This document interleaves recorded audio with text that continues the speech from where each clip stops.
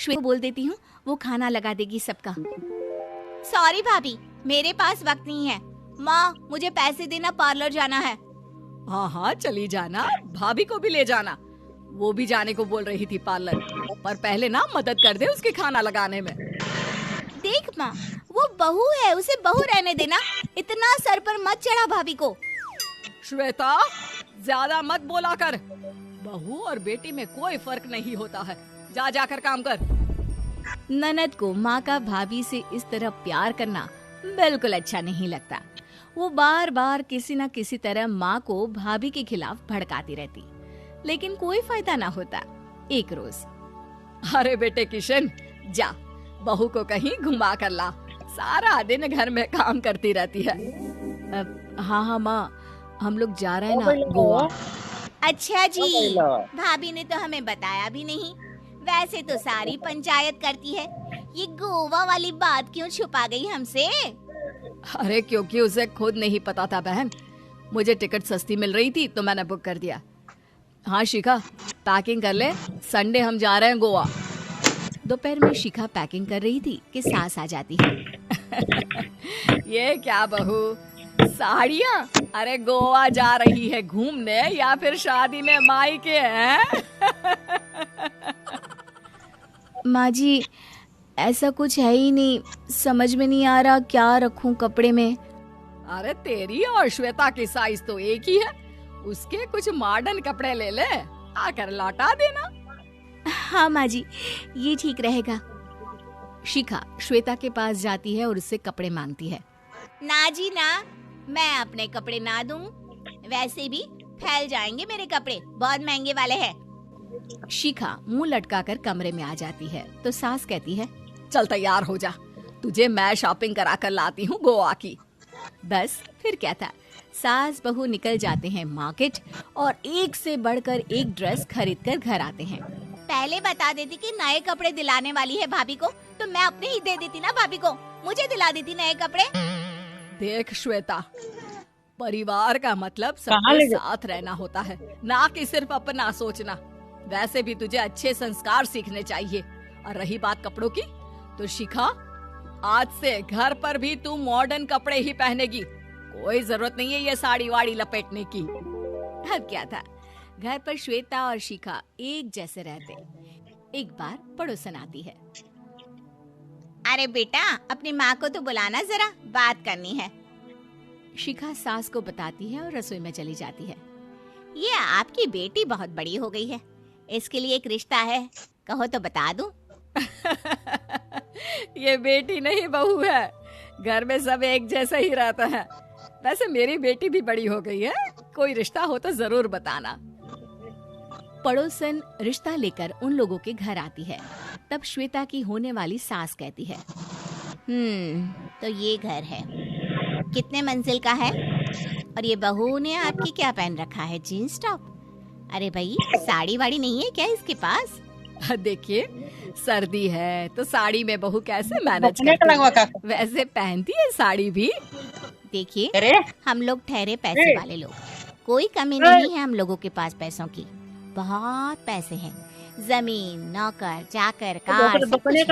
लेकिन घर में संस्कारी बहू चाहिए, समझ रही हैं ना आप? सास कुछ कहती कि श्वेता बोल पड़ती है, हाय रे, नौकर चाकर से लेकर जमीन, कार, पैसा। हाँ, मुझे रिश्ता मंजूर है मुझे। अरे रुक जा श्वेता, मैं बात कर रही हूँ ना। देखिए, हम लोगों के घर इतनी आजादी नहीं मिलेगी। अरे हाँ कर देना माँ, हाँ कर दे जल्दी से। सास क्या करती, बेटी की शादी ऐसे घर में कर देती है जहाँ ना उनके विचार मिलते हैं और ना ही आचार। शादी के बाद एक रोज फोन पर, श्वेता बेटा, एक बार घर आ जा, बहुत दिल करता है तुझे देखने का। माँ, वो घर पर बहुत काम होता है, कैसे आऊँ? बड़ा घर है, लेकिन आने जाने वालों की लाइन ही लगी रहती है। बेटा, मैं तो जानती थी उस घर का हाल, लेकिन तू ही नहीं मान रही थी। माँ देख, हर घर का यही हाल है। तेरी बेटी को यहाँ घूंघट हटाने की परमिशन नहीं है और एक तरफ भाभी स्कर्ट पहनकर घूम रही है। बेटा, मुझे क्या पता था कि मेरी बेटी को ससुराल के नाम पर पिंजरा मिल जाएगा। अच्छा माँ, फोन रखती हूँ, सास को गर्मा गर्म रोटी खिलानी है। तुम लोगों की तरह नहीं कि एक रोटी बनाओ, एक सब्जी बनाओ, फिर सारा दिन फ्री होकर घूमो। सास फोन तो रख देती है, लेकिन सोच में पड़ जाती है कि एक तरफ बेटी जिसे कोई आजादी नहीं, वहीं दूसरी तरफ बहू जिसे देखकर लगता ही नहीं कि उसकी शादी भी हुई है। अगले रोज, शिखा, अरे ओ शिखा। हाँ माँ, क्या हुआ? कुछ चाहिए आपको? मैं जिम जा रही थी। जिम के कपड़ों में बहू को देखकर सास को घूंघट में अपनी बेटी का ख्याल आता है। देख बहू, घर में बहू की तरह रहा कर। इतने टाइट कपड़े पहनकर जिम जाना पसंद नहीं मुझे। जा जाकर रोटी बना। रोटी? माँ, अभी तो शाम की 6 बजे हैं, इस वक्त रोटी? अब क्या मेरे खाने पीने पर भी पहरा है? अरे जब मर्जी तब मैं अपने घर में खा भी नहीं सकती क्या? बहू को अजीब लगता है। वो समझ नहीं पाती कि जो सास कल तक इतनी सपोर्टिव थी, उन्हें अचानक से क्या हो गया। वो किचन में जाती है, गरम रोटी के साथ 2 तरह की सब्जी, रायता, सलाद सब लेकर सास के पास आती है। माँ जी, खाना। इतना सारा खाना? राक्षस समझा है क्या मुझे? रोटी मांगी थी मैंने गर्मा गर्म बस। पर माँ जी, रोटी खाती किससे आप? सब्जी तो बनानी थी ना।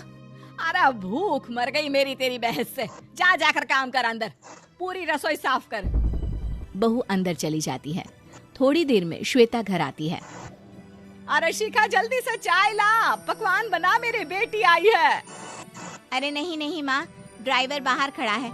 मैं तो घर का कोई सामान खरीदने के बहाने यहाँ आ गई हूँ, मुझे जाना होगा।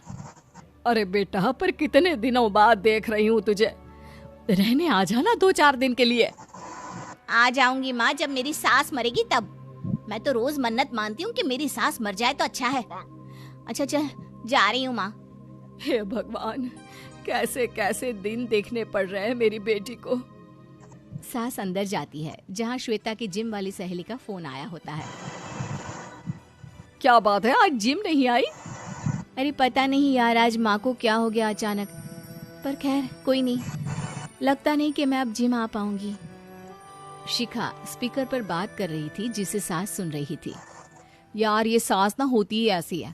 मैं तो कहती हूँ बुढ़िया जल्दी मरे और तू आराम से जिए। शिखा को सहेली की बात पर गुस्सा आ जाता है।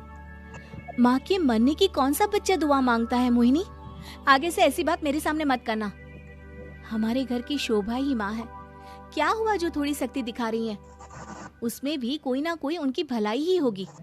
मैं तो कहती हूँ भगवान मेरे जैसी सास सबको दे, जो सिर्फ माँ की तरह है। सास वाली तो कोई बात ही नहीं है उनमें। सास ये बात सुन रही थी। उनकी आंख में आंसू आ जाते हैं कि क्यों वो बेटी की किस्मत में बहू को भी भागीदार बना रही थी। शिखा, अरे ओ शिखा, क्या हो गया? जिम नहीं जाना क्या?